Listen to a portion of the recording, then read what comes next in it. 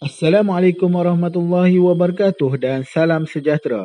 Pada hari ini kita akan melihat tema 13 perindustrian dalam topik Revolusi Dunia Industri, muka surat 162. Aktiviti pertama, baca dan teliti bahan untuk membuat ulasan. 2. Kenal pasti penggunaan ayat pasif dan ayat aktif yang terdapat dalam bahan. 3. Berdasarkan bahan, bina ayat aktif, kemudian tukarkan kepada ayat pasif. Dahulu lain, sekarang lain. Bidang perindustrian telah mengalami revolusi sejak bidang ini mula-mula diterokai. Industri 1.0. Era ini bermula pada lewat kurun ke-18. Mesin-mesin dicipta oleh manusia untuk meningkatkan produktiviti. Mesin-mesin ini menggunakan enjin steam yang digerakkan oleh arang batu. Pada era ini, salah satu industri yang terkenal ialah industri tekstil. Era ini juga membawa perubahan besar kepada sistem pengangkutan. Antara tokohnya ialah James Watt yang telah mencipta enjin steam. Industri 2.0. Era ini bermula pada pertengahan kurun ke-19. Bidang perindustrian berkembang dengan penemuan elektrik. Peralatan yang menggunakan elektrik mula dicipta oleh manusia. Minyak dan gas turut digunakan oleh manusia pada zaman ini.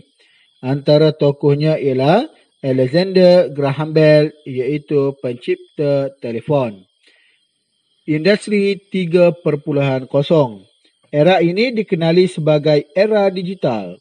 Era ini bermula pada pertengahan kurun ke-20. Era ini ditandai dengan kemunculan peralatan elektronik dan perkembangan bidang teknologi maklumat. Syarikat atau organisasi menggunakan data digital secara meluas.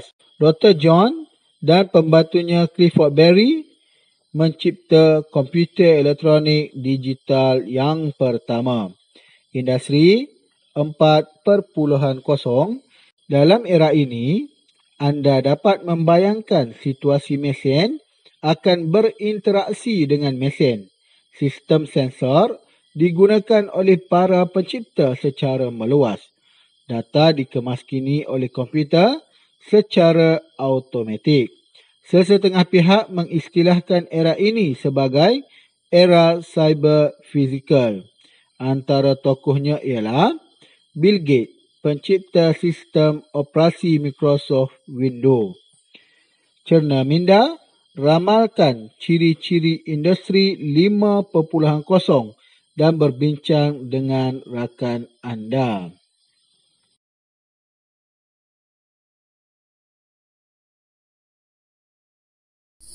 Okay, seterusnya kita tengok bagaimana untuk membina ayat pasif dan juga ayat aktif.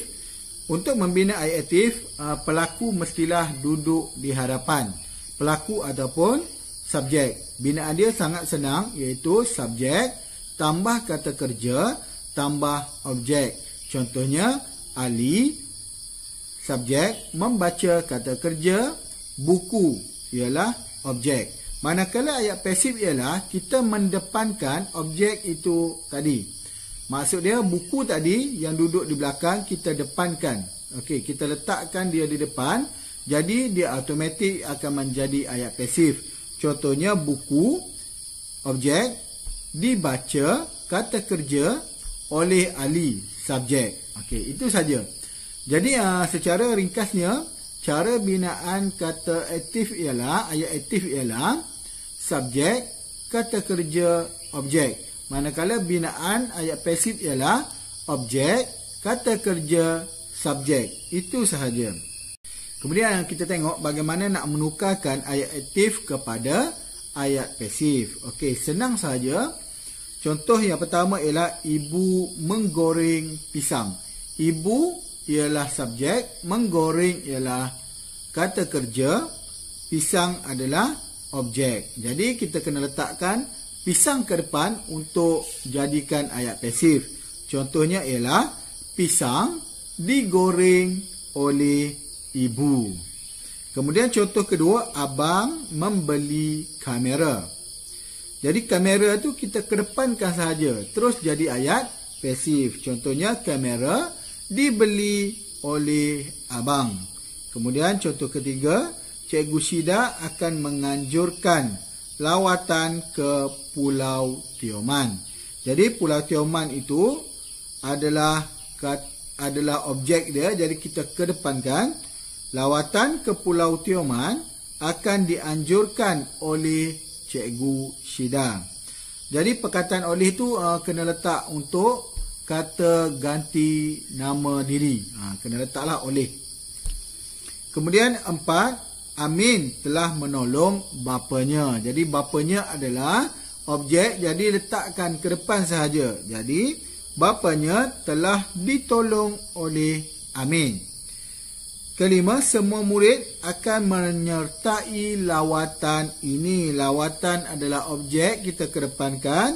Lawatan ini akan disertai oleh semua murid. Jadi senang saja untuk mengukuhkan pengetahuan pelajar sekalian. Jadi saya akan bagi latihan untuk menukarkan ayat pasif kepada ayat aktif.